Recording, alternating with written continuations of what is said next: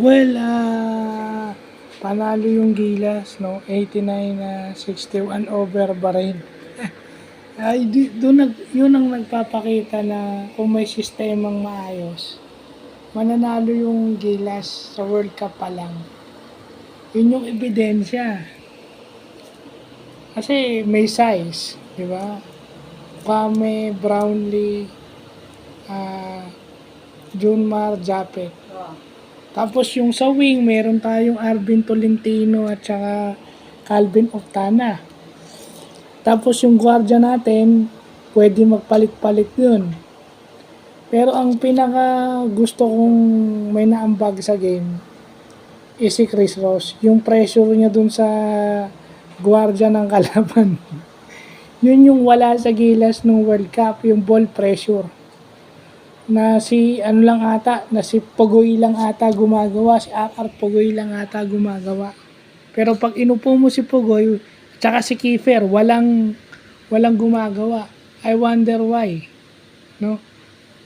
Yun yung effect na meron kang NBA superstar, nawawala yung laro mo eh. Eto, walang NBA superstar. Walang sobrang sikat na scouted ng lahat. Sistema lang yung gumagana, yung panalo. At saka yung Bahrain is mainly a 3-point shooting team. So nadepensahan yung 3-point shots nila, nadepensahan yung 3-point region. So makikita mo rin yun na pag nadepensahan yun, medyo wala silang size. Si Chisholm lang yung talagang legit big man nila na nahihirapan kay Kwame, kay Junmar, kay Japet. Yun na yun, nahirapan siya doon sa mga big sign. Kay Kwame na nga lang, hirap siya. Tsaka ang ganda ng help side, di ba? Although naiiwan si Junmar sa depensa sa pick and roll, pero nandun si Brownlee para sumalo sa kanya. Nandun si Japet para sumalo sa kanya. Yung sinusupalpal ni Brownlee. Yun.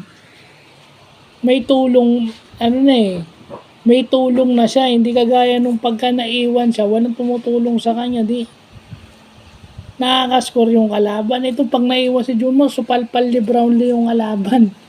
Pisong piso.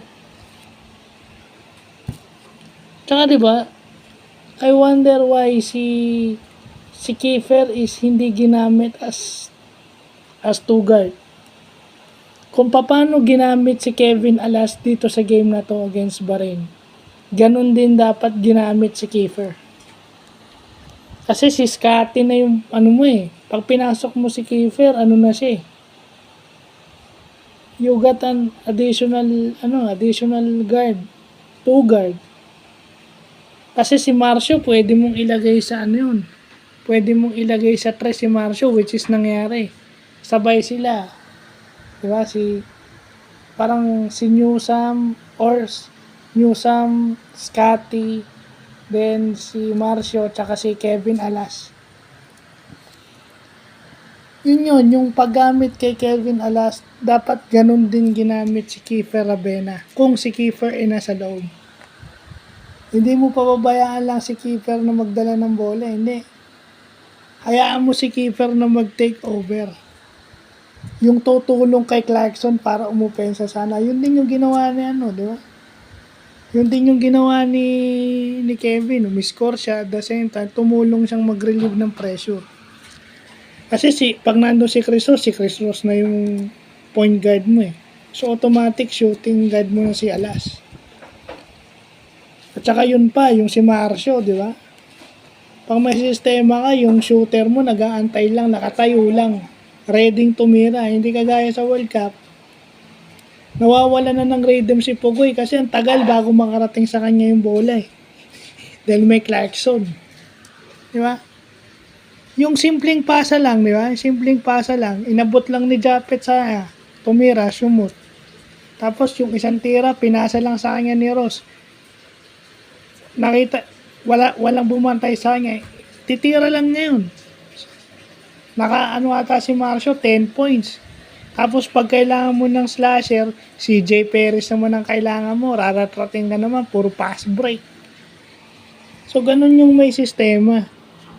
Well, mahirap tong Thailand na to kasi guard-oriented yung offense nito. So, kailangan mag-ingat sa foul yung kahit sabihin mong kaya, pero kailangan mag-ingat. Dahil sisilat itong Thailand dahil yung ang opensa nito ay nanggagaling sa labas. 3-point shot at saka doon sa mga gwardya. So, yun lang po.